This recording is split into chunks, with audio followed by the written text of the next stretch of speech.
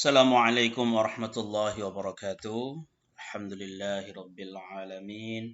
Wassalatu wassalamu ala asrafil anbiya'i wal mursalin wa ala alihi wa sahbihi ajma'in. Amma ba'd.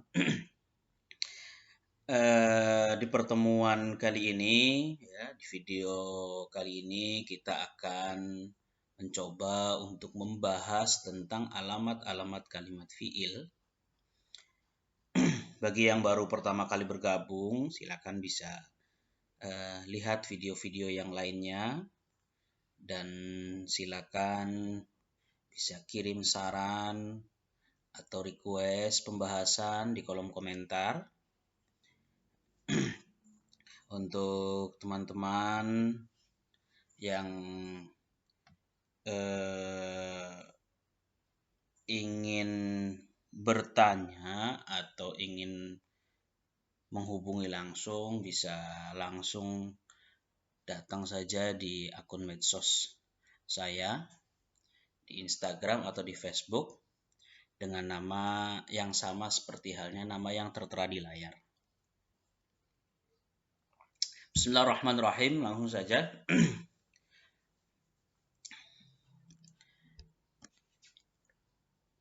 لرضا الله تعالى ولقضاء حاجتنا وحاجتكم على من وسلف الصالح وعلى ما نوينا وعلى كل نية صالحة توصلنا هديتنا محبتنا تشفعا بحضرة حبيبك حبيبنا وقرة أعيننا غدا يوم لا ينفع مال ولا بنون إلا من أتى الله بقلب سليم سيدي السادة سيدنا ومولانا محمد صلى الله عليه وسلم وعلى آله وصحبه وأزواجه وآل بيته وذريته الظاهرين والسلام المرسلين اللهم اشرنا بزمرة في الآخرة في جنات النعيم. الفاتحة. أعوذ بالله من الشيطان الرجيم. بسم الله الرحمن الرحيم. الحمد لله رب العالمين الرحمن الرحيم مالك يوم الدين إياك نعبد وإياك نستعين اهدنا الصراط المستقيم صراط الذين أنعمت عليهم غير المغضوب عليهم ولا الضالين آمين. بسم الله الرحمن الرحيم. قال المصنف رحمه الله تعالى ونفعنا به وبعلومه في الدارين آمين.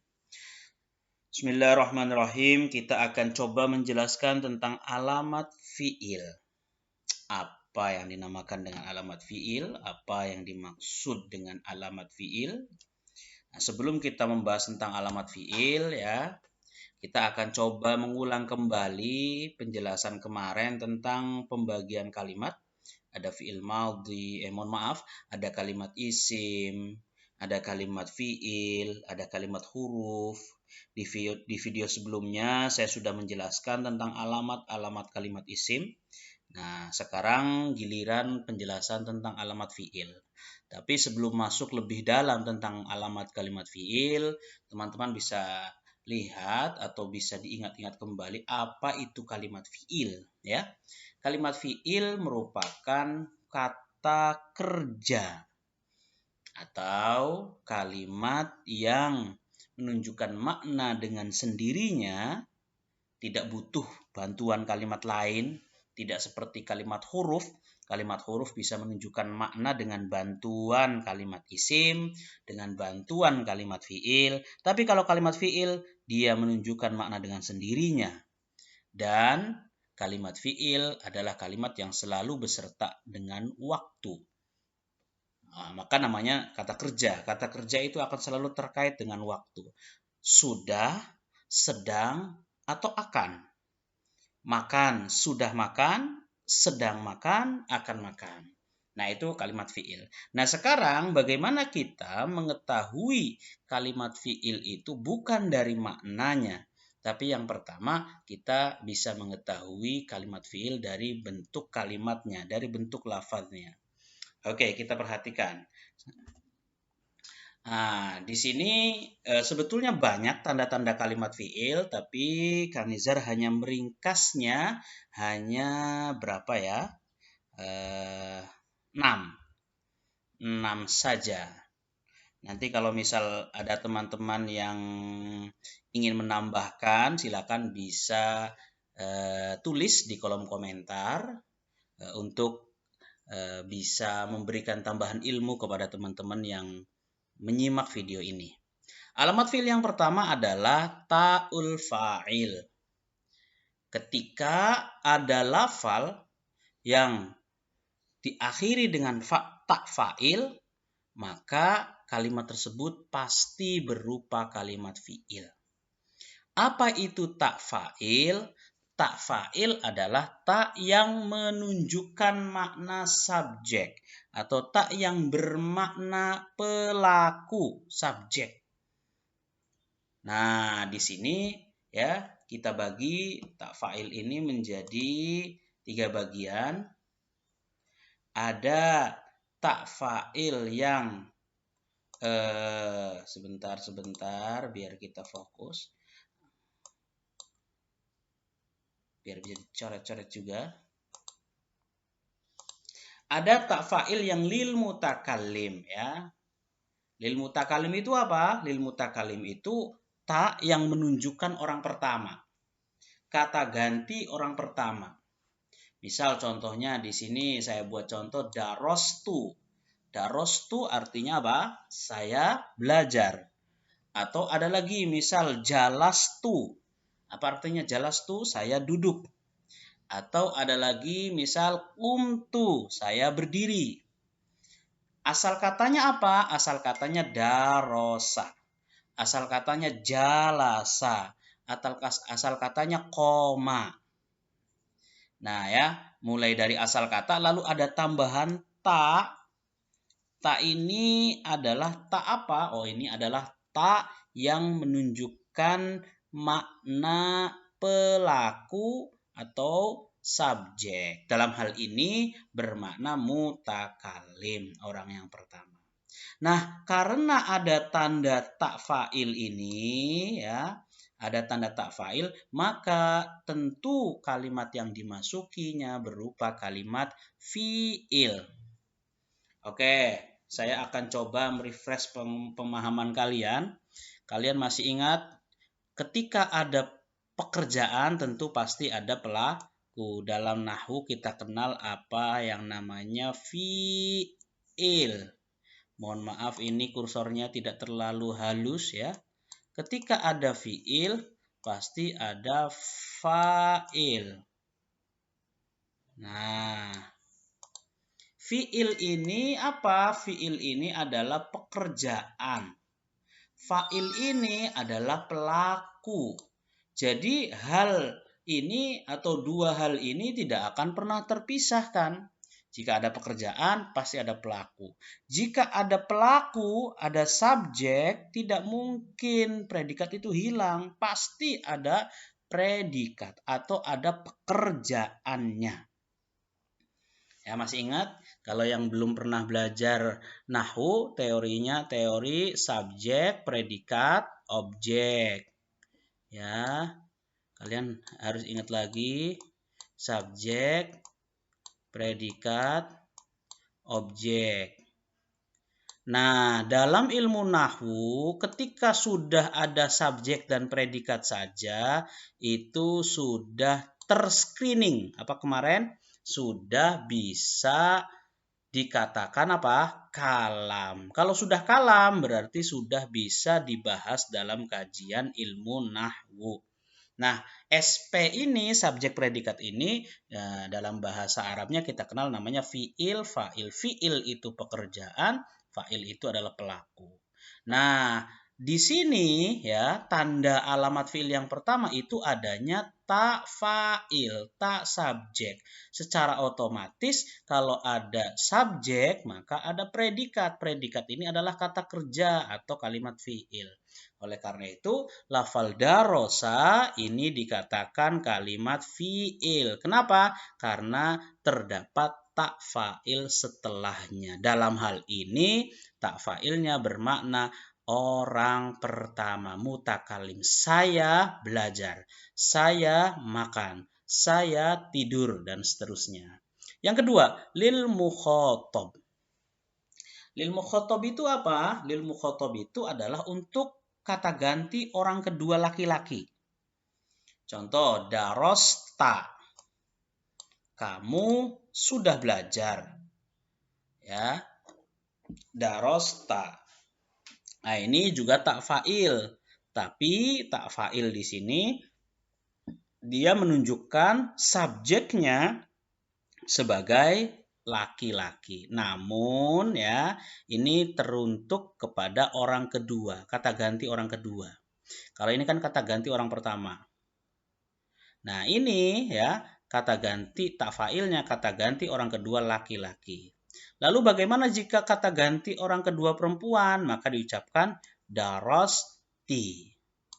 Jadi lafal darosa ya pada 3 contoh ini merupakan kalimat fi'il. Kenapa? Karena dia terdapat tak fa'il. Baik tak fa'il itu untuk kata ganti pertama atau tak fa'il itu untuk kata ganti orang kedua, laki-laki ataupun perempuan. Kenapa lafal darosa kalimat fi'il? Karena ada, saya ulangi lagi, karena ada tak fa'il. Tidak mungkin ada fa'il kalau tanpa ada kalimat fi'il. Ini harus kalian refresh lagi ya pemahaman ini, bahwa dalam susunan bahasa Arab itu sama dengan susunan bahasa Indonesia. Ada subjek, predikat, objek. Ada fi'il, ada fa'il. Nah, nanti kalau sudah masuk ke objek, nanti ada maf'ul dan seterusnya. Selanjutnya, alamat yang kedua yaitu adalah ta'nis sakinah. Ini sebetulnya kemarin sudah kita singgung ya, tapi tidak apa-apa saya ulang lagi. Ta'nis sakinah. Ta'nis itu adalah perempuan, mu'annas. Sakinah itu apa? Sukun. Oke, ta'nis sakinah itu adalah ta yang menunjukkan perempuan dan sukun. Ini tanda bahwa kalimat yang ada ta'nis sakinahnya itu berupa apa? Berupa kalimat fi'il. Contohnya seperti lafal ja'at hindun, qad qamat as-sholatu, jalasat hindun. Mana kalimat fi'ilnya? Nih kalimat fi'ilnya nih 3 nih ya. Kalimat fi'ilnya ini 3 nih. Loh, kenapa dia kalimat fi'il? Apa tandanya? Tandanya di sini ada tak yang harokatnya sukun. Ya. Kenapa kok harus sakinah? Oh iya, karena ada yang namanya ta'nis mutaharrikah. Kalau yang mutaharrikah, coba saya tulis pakai kursor ya. Ini namanya. Kalau ta'nis yang mutaharrika, ini dia tidak menentukan kalimat yang dimasukinya berupa kalimat fi'il. Bisa masuk ke isim juga. Jadi secara khusus yang hanya dijadikan sebagai tanda kalimat fi'il adalah ta'nis sakinah. Contoh yang mutaharrika kan seperti misal Fatimah, Fatimatun, kan? Itu kan dia ta'nis menunjukkan perempuan juga tapi mutaharrikah, maka tidak bisa dijadikan contoh atau tidak bisa dijadikan alamat kalimat fi'il. Karena Fatimah itu merupakan apa? Kalimat isim, fi'il apa huruf? Kalimat isim. Kenapa? Karena dia sebagai menunjukkan nama. Nah, saya ulangi lagi. Bahwa pada contoh ja'at hindun, ini lafal ja'at itu merupakan kalimat fi'il. Kenapa? Karena dia terdapat ta'nis sakinah, ya, tak yang sukun yang dia menunjukkan mu'annas. Apa maksudnya ta'nis di sini, Kang? Ta'nis di sini bukan menunjukkan mu'annas pada fi'ilnya, melainkan dia menunjukkan mu'annas pada subjeknya, pada lafal setelahnya. Jadi kalau ada lafal ya, setelahnya itu menunjukkan perempuan, hindun perempuan bukan? Perempuan. As-sholatu perempuan bukan? Enggak tahu. Kan bukan nama. As-sholatu perempuan. Kenapa? Apa tanda perempuannya? Nih ada lubang-lubangnya nih, tamar butonya nih. Nah, ini adalah menunjukkan bahwa as-sholatu itu adalah perempuan. Oke, jadi ta'nis sakinah ini dilihat dari taknya itu dia sukun, namakan sakinah. Dilihat dari ta'nisnya perempuannya karena tak ini menunjukkan lafal setelahnya perempuan. Coba diganti, kalau hindunya diganti misal Muhammadun, beda pengucapannya, ja'a Muhammadun, tidak usah ada ta'nis sakinah. Oke ya. ja'a Muhammadun. Tapi kalau subjeknya atau fa'ilnya mu'annas, maka taknya harus ditampakkan. Nah, di sini ya, keberadaan tak ini menunjukkan bahwa lafal tersebut merupakan kalimat fi'il. Kenapa? Karena tak itu menunjukkan setelahnya statusnya sebagai fa'il. Oke, ya gampang ya. Selanjutnya, alamat yang ketiga. Alamat yang ketiga yaitu adalah ya'ul fa'ilah. Ini yang agak sulit nih mungkin ya bagi kalian ya. Au ya'ul mukhatabah. Tapi nggak apa-apa untuk pengetahuan aja. Yang ketiga alamat kalimat fi'il adalah ya fa'il. Apa itu ya fa'il? Ya fa'il itu adalah ya yang menunjukkan fa'il. Kayak tadi. Ini kan tak fa'il. Tak fa'il itu berarti tak yang menunjukkan makna subjek. Ya, darostu, darosta, darosti. Ini menunjukkan subjek. Begitu juga ya.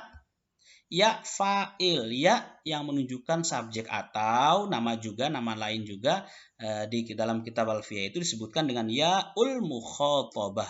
Ya yang menunjukkan makna kata ganti kedua untuk perempuan.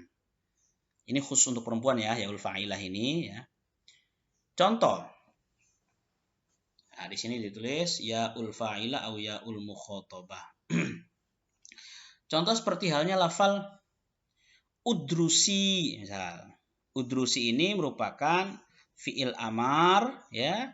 Fi'il amar yang wakai apa? Mufrad mukhatabah. Contoh misal ya, yang sudah pernah belajar tasrif, ketika kita memerintahkan orang untuk belajar udrus. Hei kamu, udrus belajarlah. Hei kamu pukullah, idrib. Hei kamu duduklah, ijlis. Itu diperuntukkan perintah untuk siapa? Itu untuk laki-laki.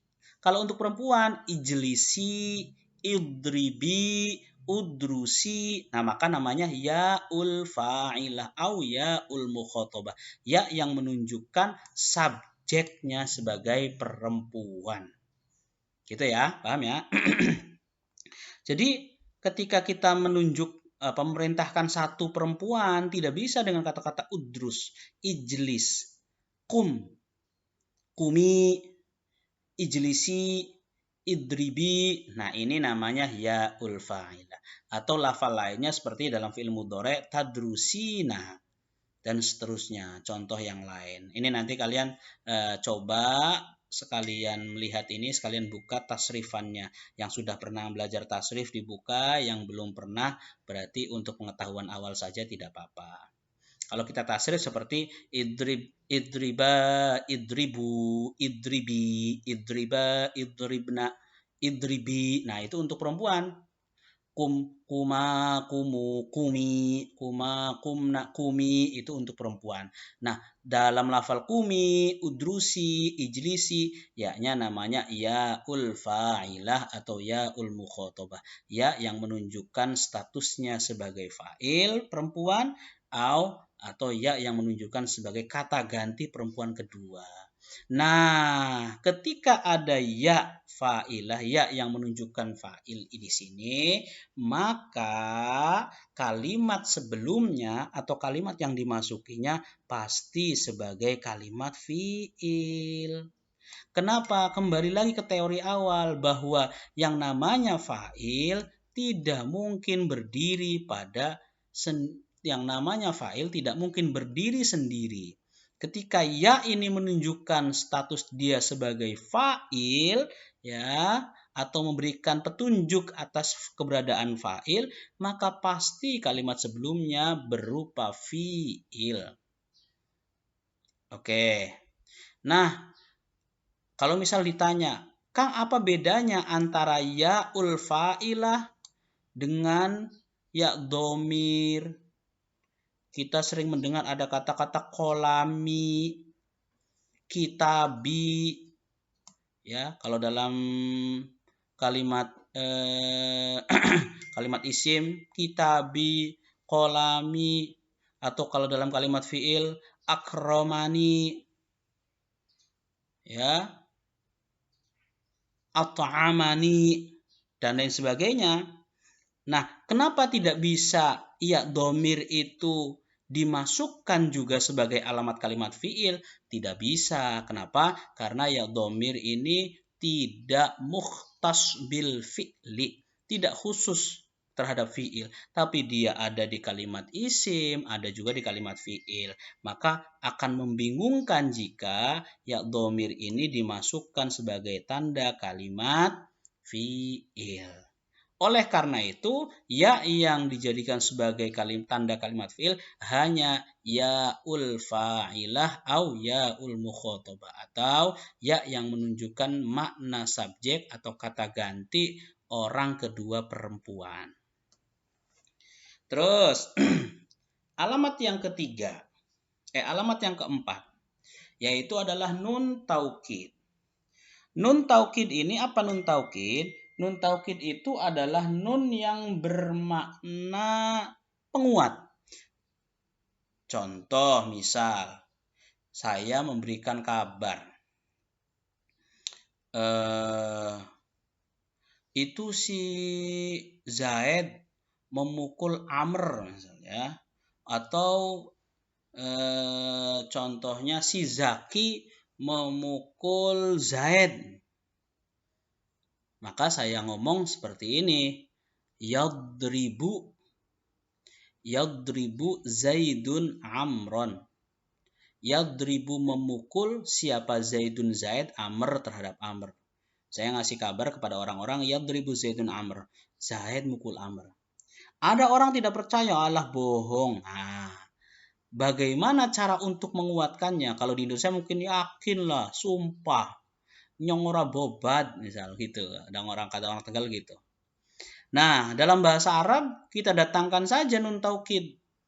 Nun taukid yadribanna Zaidun Amron. Sungguh benar Zaid memukul Amr. Atau kalau masih kurang lagi datangkan wawu qasamnya, wallahi yadribanna Zaidun Amron, dan lain sebagainya. Masih banyak ada taukid ya, ada taukid untuk menguatkan masih banyak. Nah, kembali ke langsung pembahasan. Bahwa nun taukid ya, nun taukid ini adalah salah satu nun yang berfungsi untuk mentaukidi, menguatkan makna dari lafal tersebut. Nah, ini terbagi menjadi dua, ada yang tsaqilah, ada yang khafifah. Apa sih? Tsaqilah itu yang berat, khafifah itu yang ringan. Sederhananya, tsaqilah itu yang bertasydid, khafifah itu yang sukun. Ya, khafifah itu yang sukun. Diucapkan yadribanna au adribanna. Contoh yang khafifah yadriban, adriban. Kalau di tasrif yadribanna yadribani, tadribanna tadribunna tadribani, yadribnani. Tadribanna tadribani, tadribunna tadribinna tadribani, tadribnani. Adribanna nadribanna. Kalau yang khafifah lebih gampang lagi, yadriban yadribun tadriban, tadriban tadribun tadribin, adriban nadriban. Nah, itu. Jadi lafal yadribu, yadriba, adribu atau adriba ini merupakan kalimat fiil. Tahu dari mana fiilnya? Karena ada nun taukid yang menguatkan makna dari fiil tersebut. Oke, baik itu nun taukidnya tsaqilah atau nun taukidnya khafifah. Selanjutnya, alamat yang kelima. Kemarin sudah saya singgung, tapi masih sedikit sekali. Yaitu adalah qad. Kalimat fi'il akan diketahui statusnya sebagai fi'il ketika dia didahului oleh qad. Ya, qad ada dua. Ada qad. Ini berbicara secara umum saja, sekalipun ada nanti pengecualian-pengecualian. Ada yang harusnya ke fi'il madhi tapi masuk pada fi'il mudhari'. Ada yang harusnya masuk pada fi'il mudhari' tapi ada juga di fi'il madhi, sekalipun itu hanya sedikit. Qad ini ada yang masuk pada fi'il madhi, ada yang masuk pada fi'il mudhari'. Ya. Jadi secara sederhananya, jika ada kalimat yang didahului oleh qad, maka kalimat tersebut pasti berupa kalimat fi'il. Kalaupun ada qad yang masuk pada kalimat isim dan lain sebagainya, nah itu beda lagi ya. Ini kita berbicara tentang hukum secara umumnya dulu. Yang masuk pada fi'il madhi, ada qad tahqiq atau qad lit tahqiq, ada qad yang bermakna takrib, ada qad yang bermakna taklil, ada qad yang bermakna taksir. Kemarin kita sudah sedikit membahas tentang macam-macam ini. Kalian kalau bingung tidak usah terlalu fokus ke pembagian macam qad ini. Ini Kang Nizar hanya menampilkan bahwa qad itu macamnya banyak. Ada bukan macamnya intinya. Qad itu ada maknanya banyak. Padahal sama-sama qad, Kang. Kalau yang baru belajar, baru mengenal bahasa Arab, ini kan satu lafal. Satu bentuk, tapi kok maknanya bisa 4. Ada yang bermakna tahqiq, ada yang bermakna takrib, ada yang bermakna taklil, ada yang bermakna taksir. Nah, tahqiq itu untuk menyatakan kebenaran, ya, menguatkan lah. Takrib itu untuk mendekatkan. Taklil itu untuk bermakna menyedikitkan. Taksir itu untuk bermakna memperbanyak atau bermakna banyak. Nah, kok bisa satu huruf tapi bermakna 4? Nah, ini kadang bahasa Arab seperti itu ya. Jadi bahasa Arab itu terkadang satu lafal bisa memiliki berbagai macam makna. Bahkan satu huruf saja bisa memiliki berbagai macam makna. Seperti yang terjadi di beberapa huruf jar yang memiliki lebih dari satu, bahkan lebih dari 3 makna. Bagaimana cara membedakannya? Pelan-pelan nanti akan bisa. Cara membedakannya dengan cara melihat konteks pembicaraannya atau istilahnya adalah siyaqul kalamnya. Nah, yang pertama, qad tahqiq. Qad ini hanya masuk pada fi'il madhi. Mana Kang fi'il madhinya? Mana Kang? Oh ini. Sodaqo. Ini kalimat fi'il. Mana fi'il madhinya? Qoma yang kalian sering dengar ketika sholat. Ini fi'il madhi.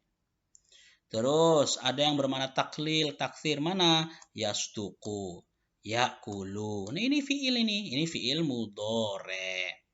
Ya, ini fi'il mudhari. Jadi qad ini dia fleksibel, bisa masuk pada fi'il madhi, bisa masuk pada fi'il mudhari. Contoh yang pertama, yang bermakna tahqiq, untuk menyatakan kebenaran. Qad sadaqal wahyu. Contohnya seperti itu. Bahwa benar wahyu itu ada. Bahwa wahyu itu benar-benar ada. Nah itu, di sini qadnya bermakna tahqiq. Untuk menguatkan, untuk menyatakan kebenaran. Bahwa wahyu itu memang ada, Allah turunkan kepada Nabi Muhammad Sallallahu Alaihi Wasallam. Ini masuknya kemana? Masuknya pada fi'il madhi, sodaqo. Terus yang selanjutnya takrib. Takrib itu untuk bermakna mendekatkan. Kalian masih ingat kemarin kita sudah pernah nyinggung koma. Koma itu fi'il apa?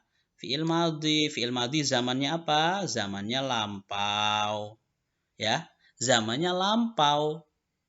Sudah terjadi, tapi kok orang ngucapin kalimat ini biasanya sebelum sholat akan didirikan, sholat akan didirikan. Oh, karena kodnya di sini bukan kod tahqiq atau kod-kod yang lain, tapi kod di sini bermakna kod takrib. Kod yang menunjukkan makna hampir terjadinya sebuah pekerjaan. Sholat hampir akan didirikan. Nah ini masuknya pada fi'il madhi. Qadnya bermakna takrib. Mana tandanya? Oh ini tanda qad ini menandakan bahwa kalimat setelahnya berupa kalimat fi'il. Contoh yang ketiga, taklil. Taklil itu adalah menyedikitkan. Maksudnya bagaimana? Jarang gitu loh. Masuk pada fi'il mudhari. Mana Kang fi'il mudhari? Ini sodaqo yasduku. Misal qad yasduqul kudzab. Orang yang sering bohong tuh jarang jujur gitu loh. Qad yasduku jarang jujur sopo al-kudzabu, orang-orang yang sering bohong, pembohong gitu. Nah, qad di sini bukan bermakna tahqiq kayak di atas, bukan bermakna takrib, tapi bermakna taklil. Jarang loh orang yang berbohong itu bisa jujur. Oke ya, jadi bermakna taklil. Ada lagi yang bermakna takfir. Orang gemuk tuh biasanya kayak sering makan, qad ya'kulus samin. Orang yang gemuk itu sering makan. Nah, ini bermakna sering qadnya di sini. Kalau di atas bermaknanya jarang. Nah, intinya kalian tidak usah terlalu fokus terhadap pembagian makna ini karena kalian baru awal. Yang kalian harus fokuskan bahwa qad, ketika ada qad itu masuk kepada satu kalimat, maka kalimat setelahnya itu pasti berupa kalimat fi'il. Bedanya qad itu sebelumnya ya, mohon maaf sebelumnya. Kalau kayak tak fa'il, kayak nun taukid, kayak tak nisaki, nah itu setelahnya. Jadi menunjukkan kalimat fiilnya itu kepada lafal sebelumnya. Tapi kalau qad menunjukkan kalimat fiilnya itu kepada lafal setelahnya. Jadi terletak dia sebelumnya. Yang terakhir, sin dan saufa. Kemarin kita sempat bahas. Sin dan saufa ini merupakan huruf yang menunjukkan atas status kalimat tersebut sebagai kalimat fi'il. Khususnya fi'ilnya fi'il mudhari karena sin saufa tidak akan masuk kepada fi'il madhi. Kenapa? Karena sin saufa ini merupakan huruf yang menunjukkan waktu akan datang atau istilahnya adalah harful istiqbal. Contoh, sayaqulu, saufa yadribu. Ini statusnya sama ya, sin dan saufa posisinya sebelum kalimat fiilnya, bukan setelahnya. Berarti sin saufa ini adalah huruf yang sama dengan qad yang menunjukkan status fiil pada lafal setelahnya, bukan pada lafal sebelumnya. Sayaqulu. Nah, sin saufa ini harful istiqbal. Apa artinya istiqbal itu? Istiqbal itu artinya akan terjadi. Sayaqulu, dia akan ngomong. Sayanamu, dia akan tidur. Sayadribu, dia akan memukul. Begitu juga dengan saufa, saufa yadribu, saufa yaqumu, saufa yakulu, dan seterusnya.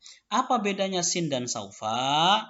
Bedanya hanya masalah waktu saja. Jika sin, istiqbalnya itu sebentar lagi terjadi. Jika saufa, istiqbalnya itu masih lama. Kayak misal contoh, sayadribu, si Zaid akan memukul. Memukulnya itu terjadi setengah jam lagi atau 5 menit lagi, itu pakainya sin. Tapi kalau rencana pemukulannya itu 2 jam lagi, 3 jam lagi, maka pakainya saufa. Saufa yadribu, bukan sayadribu. Jadi bedanya hanya waktu saja.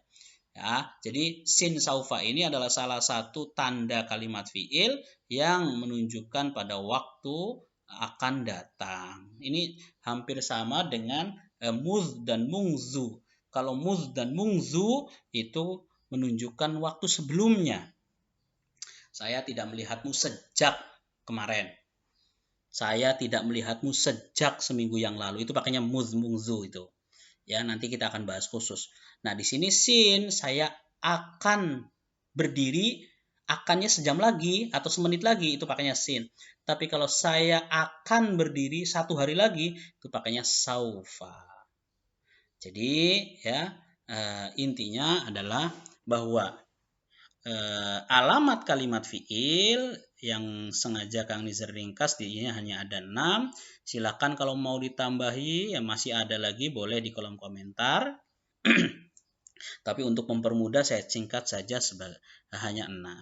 Jadi jika ada kalimat yang secara lafal itu memiliki tanda-tanda seperti ini, maka secara otomatis dia merupakan kalimat fiil. Sekalipun kalau kalian tahu maknanya, jika maknanya itu menunjukkan kata kerja dan pasti berkaitan dengan waktu, maka kalimat tersebut sudah dipastikan kalimat fiil. Terima kasih ya.